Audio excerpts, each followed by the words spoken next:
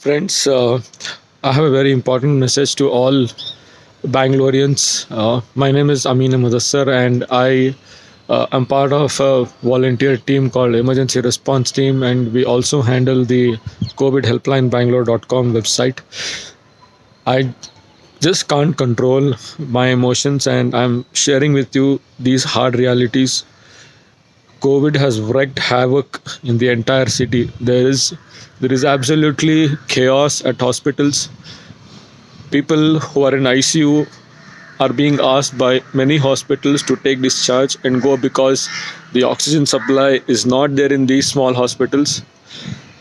People are not able to find an ICU bed even after calling 50, 60, 70 hospitals. There are queues outside hospitals. You cannot even imagine what is going through. Friends, I'm at loss of words because in the last 2 3 days, along with me, the entire team, we are receiving calls from families which are literally begging to us, crying and asking, "Sir, get us one bed. My mother is dying. My son is dying. Get us one injection of remdesivir." We are not able to arrange it. This is not what we wanted Bangalore to be. So my humble request to all of you is, every Bangalorean, please be at home. Don't go outside unnecessarily. Even if you have to go think 100 times, no place is safe.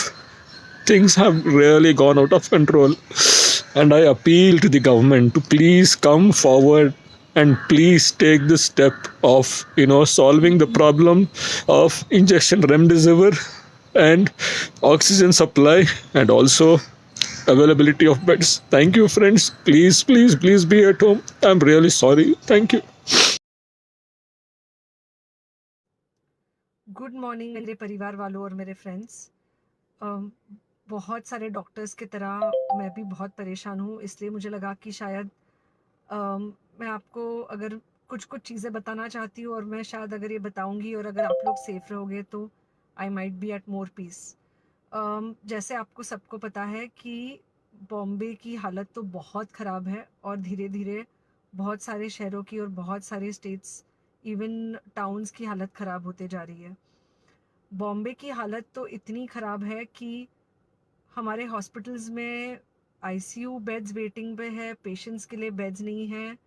It's a very very helpless, यानी मुझे इतना helpless और लाचार कभी feel नहीं हुआ है। We have to literally manage patients at home with oxygen, and this is not something we are enjoying. So I really want all of you to follow a few things that I really am requesting you to follow. First, आप लोग please safe रहो। अगर आपको लग रहा है कि आपको 1 साल से कोरोना नहीं हुआ है इसलिए आप कोई सुपर हीरो हो या आपकी इम्यूनिटी बहुत अच्छी है और आपको ऐसे कुछ नहीं होगा, तो आप गलत फहमी में हो। हम यंग लोगों को देख रहे हैं। I mean we have a 35-year-old who's on the ventilator and we are not able to help people now. So we do not want, we really don't want any of you to be in that situation. So sorry, uh,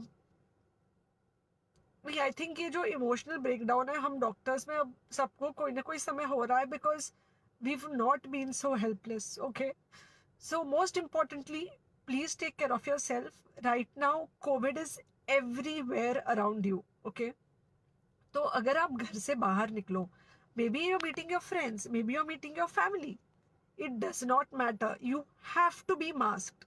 Okay, just because आपको अभी 1 साल से corona नहीं हुआ है या आपको पिछले साल कोरोना होकर जा चुका है, इसका मतलब ये नहीं है कि आपको वापस कोरोना नहीं हो सकता। You can still get Covid.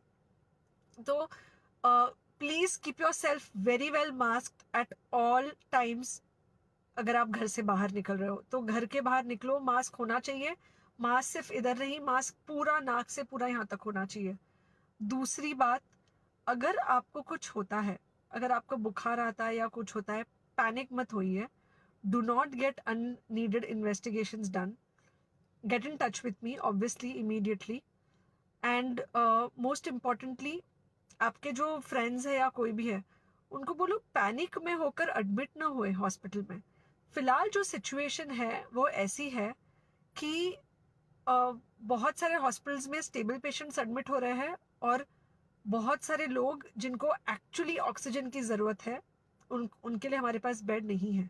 In fact हम लोग घर में लोगों को ऑक्सीजन देके मैनेज करने की कोशिश करें, और ये हमने पहले कभी नहीं किया है कि हम इतने सारे लोगों के लिए बेड्स ढूंढ रहे हैं, इतने सारे लोगों को घर में मैनेज करने की कोशिश कर रहे हैं। So please leave beds for people who actually need it, who have pneumonia, who need oxygen, and who will need to be under very close medical care.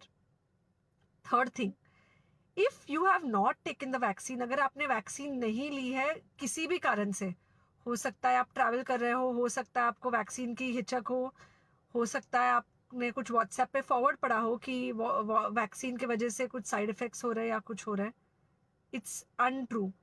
Please take your vaccine. ये हमको definite दिख रहा है कि जो लोगों के 2 vaccine के शॉट्स होकर 2 हफ्ते हो चुके हैं, उनमें डेफिनेटली हमको इन्फेक्शन, सीरियस इन्फेक्शंस कम दिख रहे हैं, और हॉस्पिटलाइजेशन ना के बराबर है। So the vaccine is definitely helping. Okay, so take care of yourself, do not take COVID-19 lightly. Please pray for the people in the hospital, and please pray for the families and the caretakers of all these people in the hospital. उनको आपके प्रार्थना की बहुत ज़रूरत है, और सबसे ज़्यादा ज़रूरत है कि आप अपना ध्यान रखें।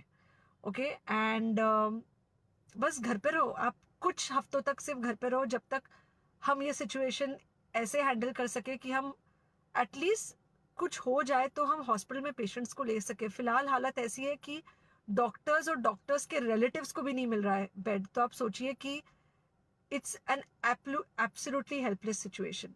ओके, आई थिंक अगर हम सब इतना ध्यान रखेंगे, we will definitely come through this second wave very well. Okay, and then we will have to work on not allowing a third wave. So third wave का हम बाद में सोचेंगे, वो तो नहीं आना चाहिए, पर जो ये सेकेंड वेव है, इससे हमको कोई भी हालत में एकदम सेफली निकलना है। Okay, take care, I really love you.